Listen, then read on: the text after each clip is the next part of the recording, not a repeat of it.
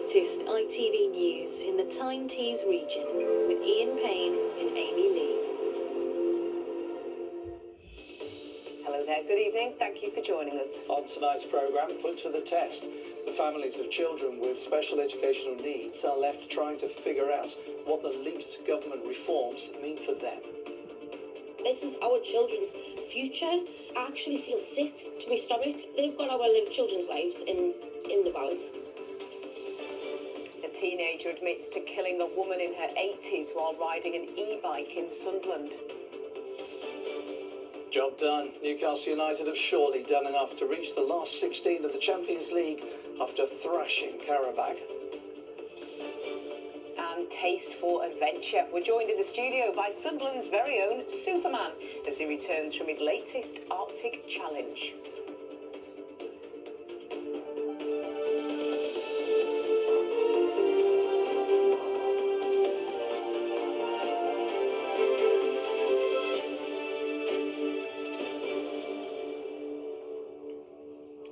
First tonight, many families will have been waiting for the government to set out the long-awaited strategy for how they would tackle and reform a broken system for children with special educational needs and disabilities. What they won't have expected was the plan to be partially leaked just days before it was due to be properly published, leaving families to frantically join the dots and try to work out what little information has come to light could now mean for their children. We'll get some reaction in a moment, but first we'll join our political correspondent Tom Sheldrick at Westminster. Tom, bring us up to speed, if you will. In the government's plan to overhaul the SEND system was going to be published last autumn. Then it was delayed. Now it's due next week. The heart of this are education, health and care plans, which set out the legal right to extra support. Last year, more than 29,000 children and young people in the North East had one. That's a 70% increase from 2019, showing the growing pressure on the system. But now we understand that under the government's plan, EHCPs will be reserved to children with only the most severe needs, and their right to support will be reviewed between primary and secondary school. Our reporter Amy Sutton has been getting some initial reaction in our region. This is our children's future, and it feels, I actually feel sick to my stomach. And when I think about how it's going to be, they've got our children's lives in the balance. It's been a week of ups and downs for Kerry Collingwood. She's a mother from County Durham, and like so many parents and carers across the country, she woke up to the news of what changes could be made to reform special education. We don't need this added stress. It needs to be a quicker process. Kerry's 13-year-old son Toby is autistic. He's been home educated for 3 years after a family decision to take him out of mainstream school. The sacrifice meant giving up her job. All I want is my child to be in a school and to be safe and supported. I shouldn't have to jump through all these hoops. Parents across the region have campaigned for all children to receive an education. Demonstrations like this outside of council offices in Durham, Morpeth and Newcastle placed shoes outside to represent children who they said have been failed. Kerry is waiting to get her son assessed for an education, health and care plan with the hope it will offer the support Toby needs to return to a mainstream school. Just this week, a decision was overturned after she was originally told Toby would not be able to be assessed for one. I was just so stressed because then where would I be? I wouldn't know where to go from there. One of the places which supports families in such situations is Birkhead's Wild in Gateshead. It provides education to young people in an outdoor setting. This is a charity which has seen firsthand the struggles faced by families. At the moment, we're seeing young people who have not been in education for months, if not years in some cases. So I really hope that the changes and the review will mean much earlier intervention and much better support in schools so that young people with the proposed individual plans will have better support, and alternative provisions such as ourselves would be part of that package. I think the devil's going to be in the detail. All we have is little snippets at the moment and everybody's speculating on that. I want to say it's going to be a moment of either crying of joy or crying of sadness. And I feel like this is either going to be a make or break movement. And judging by the comments of those we've spoken to, it could be a weekend of worry until plans are laid out in black and white. Amy Sutton, ITV News. It's first-hand experience there, Tom, and it's fair to say there's nervousness about how this SEND plan will go down politically as well.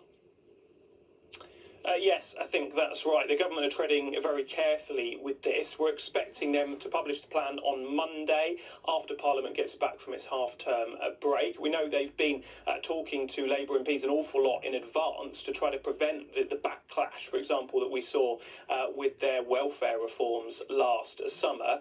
Overseeing this is the Wearside MP Bridget Phillipson in her role as Education Secretary. We haven't heard from her today, but the government are stressing that nothing will change until 2030, and so they're focused on ensuring children get the right support. I think there is widespread agreement the SEND system is broken, but they're also trying to get spiralling costs under control. So there are real hopes that things could improve, but also real fears they could get worse. Tom Sheldrick for us in London. Thank you, Tom. Next tonight, a teenager has admitted to killing a pensioner while riding an e-bike in Sunderland. 19-year-old Billy Stoker appeared at Newcastle Crown Court today, and we can join our reporter Chris Conway, who was at the hearing for us. Chris.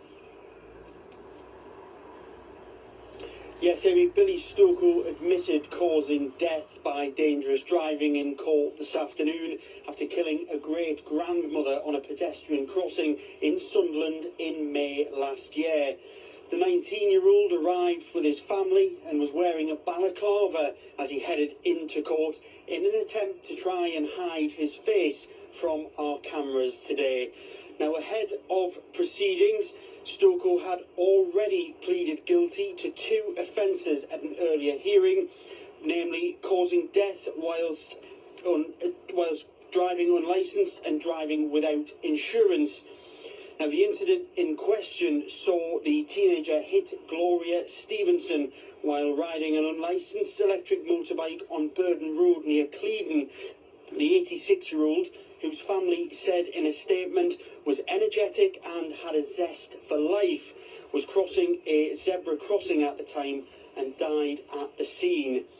Now, after pleading guilty today, Stoker was disqualified from driving and given bail. Addressing the teenager in court, Judge Robert Adams gave no indication as to what sentence the 19-year-old could expect, only telling him all options will be open to the court. Stoker will find out on Friday, May the 15th, the nature of that sentence when he returns here to Newcastle Crown Court. Chris Conway, thank you very much indeed. Well, next to the man who's been announced to lead one of the most senior positions in the Church of England as the Bishop of Durham. Yes, the Venerable Rick Simpson will officially take up the role in April, along with taking up a seat in the House of Lords. And as he told our reporter Johnny Blair, he plans to listen to the needs of the county and the region and represent their voices. The big reveal of the Venerable Rick Simpson as the next Bishop of Durham. It was announced online by Downing Street and in person at Whitburn C of E Academy, one of 10 locations visited today, including a community hub at Seaham. What are your aims? What are your goals for the role? There is already a transformation programme running in the Diocese of Durham, which means we are trying to find ways in which to revitalise the church where it needs revitalising, to build on the strengths where there are strengths. But it's not just about my vision. We've got a shared vision as a team, and it's not just about doing, it's also about being. So it's important how we go about things and making sure that we're listening as well as the church having things to say. We need to be listening and aware of people's needs and what we do.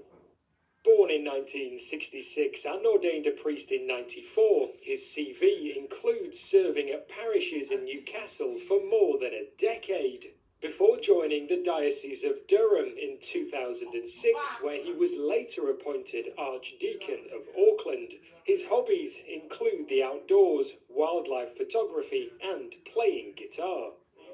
The previous Bishop of Durham retired in February 2024, meaning since then the position has been filled by an acting bishop.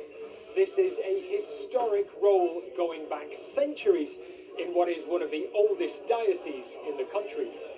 The last census showed a decline in Christianity. Is it still a relevant force in everyday people's lives? For about 100 years, realistically, the church has been declining in most Western countries. So that's a historical change that's happening. But that means that Christianity is no longer a default. The question is, actually, as you've asked, is it still something which has something to offer? And yes, it certainly is. And I think actually as official religion has receded, I see increasingly a real spiritual hunger in people's lives. Back at school, a Q&A session with impressed students. It's a really, really nice feeling to be able to speak to someone so important about things that we're passionate about around school. How did you find it? It's really nice, it's really friendly. I will always remember this day. It is quite a staggering experience. It was really interesting, no one had any idea. It was very secret from us till this morning when it was announced in the assembly. The Bishop Designate will be formally appointed at the end of April, with an official ceremony to follow in the summer. Johnny Blair, ITV News. And the ITV Evening News continues at 6:30 tonight with Charlene White at Buckingham Palace. We'll be live from Buckingham Palace on an extraordinary day. Andrew Mountbatten Windsor is arrested. The King says the law must take its course. The police have been searching Royal Lodge at Windsor and Sandringham. He was arrested on suspicion of misconduct in public office on his 66th birthday. We look at his connections to Epstein and his journey from Prince to police station. And what next for the Royals and how they've handled the crisis. Join us for all that and more from 6:30.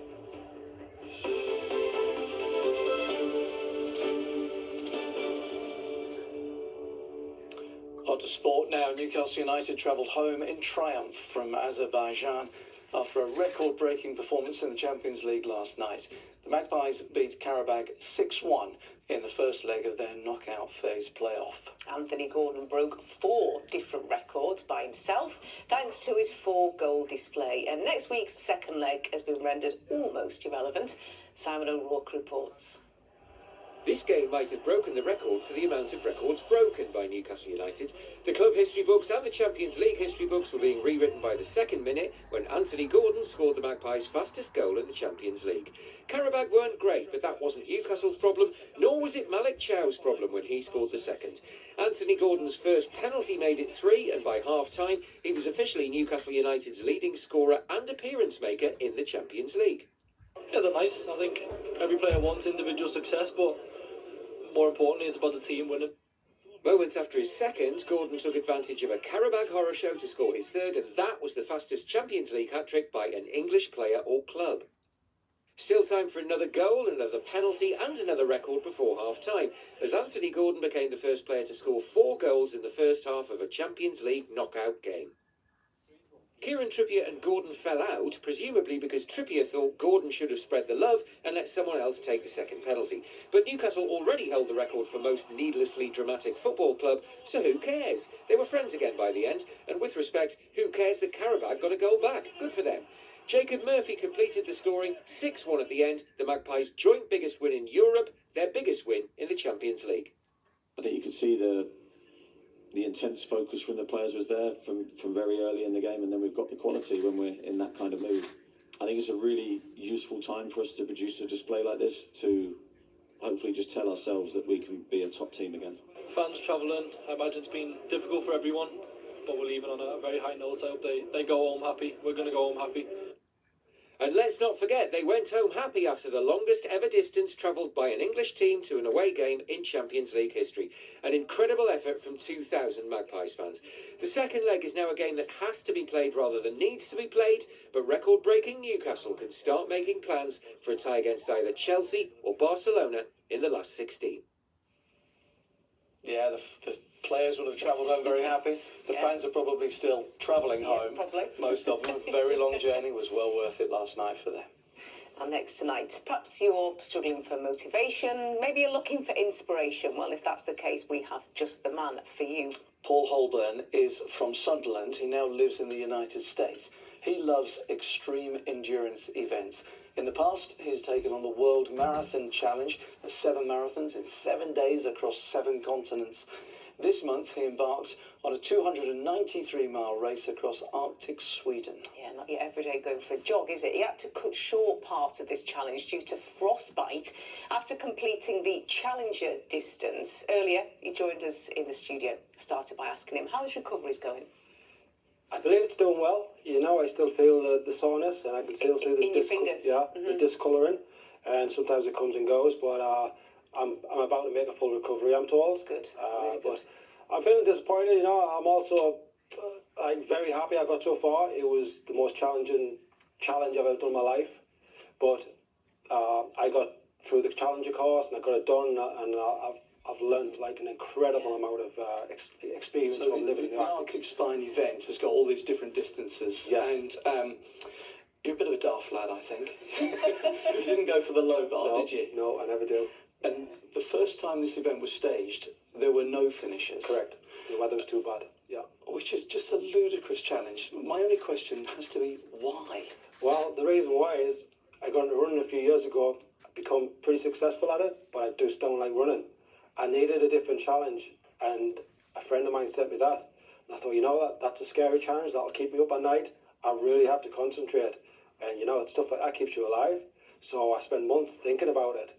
And I had to go for the full course and to challenge myself. So, Paul, you live in the States now. You're Sunderland through and through, but you live and work in the States. So how on earth do you start to train for something like this? You think of like people that have been out training for the Great North Run, and then you think, but this is like in the Swedish Arctic. Yeah. I don't want to sound daft as I am, but I didn't. I should have. I planned it out. I will go to Colorado. I will go back up to Canada.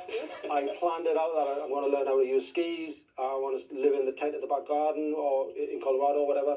But I just didn't get a chance. I had multiple other events plus work. And I just thought, you know what? I'm just going to have to learn on the move. And that's what I did. Mate, that phrase daft lads just keeps coming back to mind.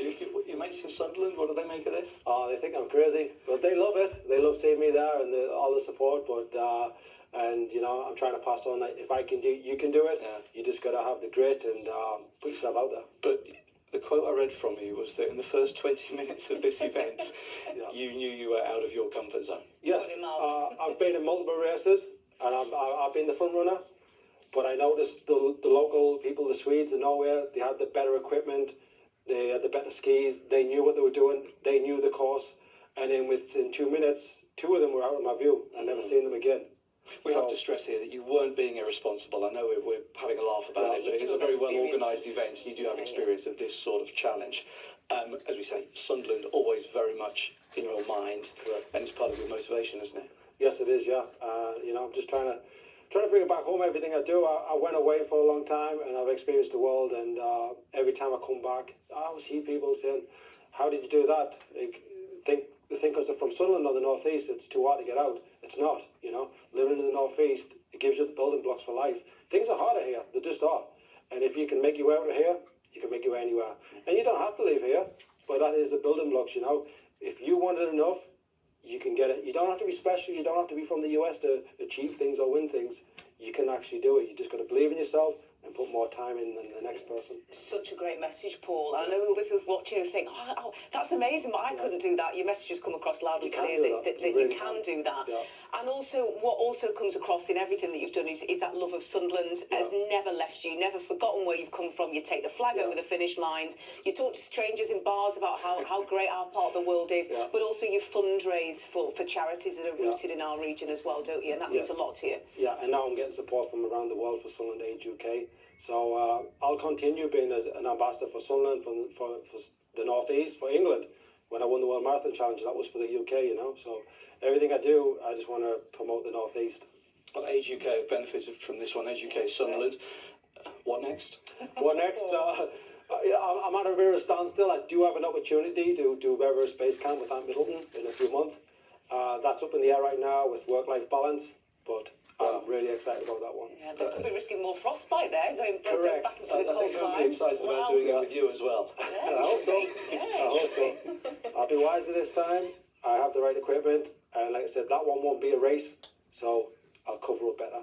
just the experience. Paul, it's been an absolute privilege to meet you. Congratulations on everything you've achieved. You should absolutely not be disappointed. We're proud of you, and I'm sure Sunderland is as well, and good luck with that next challenge. Great, and if you're listening, get out there and go and do it.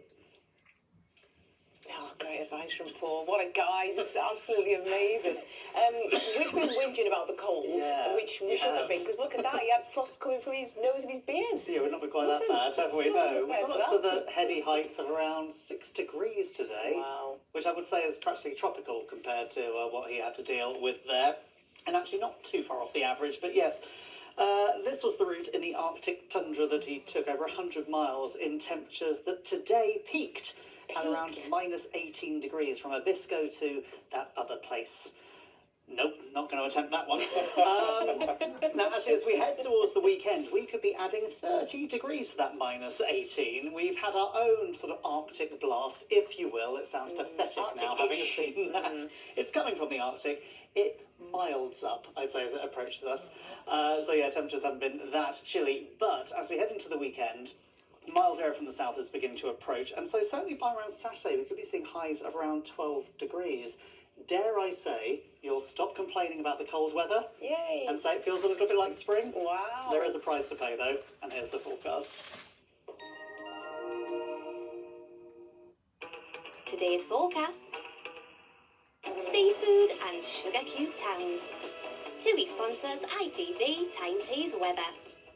Now, a few bright spells did break through today, but really it's been a day dominated by that cloud cover, of course, and with that bit of drizzle. Although lighter winds for now, we do have some wetter, windier weather moving through as we head through the first part of tomorrow. But in all of this, those temperatures are, of course, set to climb. It's going to be mild, certainly as we head into the weekend for the time of year. So the flow's coming in from the west. That's a better direction for us. The heaviest rainfall on western-facing slopes. As it reaches us, it's far patchier, not quite as heavy, but still it is unsettled as we make our way through the next few days, and for all of us a squeeze on those isobars there, showing at times those blustery winds, but coming up from that southwesterly direction. So for now, overnight, initially chilly, but actually as we make our way into the early hours, as the cloud starts to thicken further from the west, bits of patchy rain try to spread their way in. Gradually our temperatures are starting to pick up. We've got lows around 4, maybe 5 degrees. As we head into tomorrow morning, then maybe not as chilly, but it is a messy start to the day. There's the band of rain there, some heavier bursts at times through rush hour, but it is turning patchy, moving its way out towards the North Sea. Behind that, though, some heavy showers, blustery at times, push through, some of these merging together, forming longer spells of rain. But there are the temperatures as we make our way into Friday, 10, 11 degrees, the daytime high, good few degrees above what we've seen over recent days.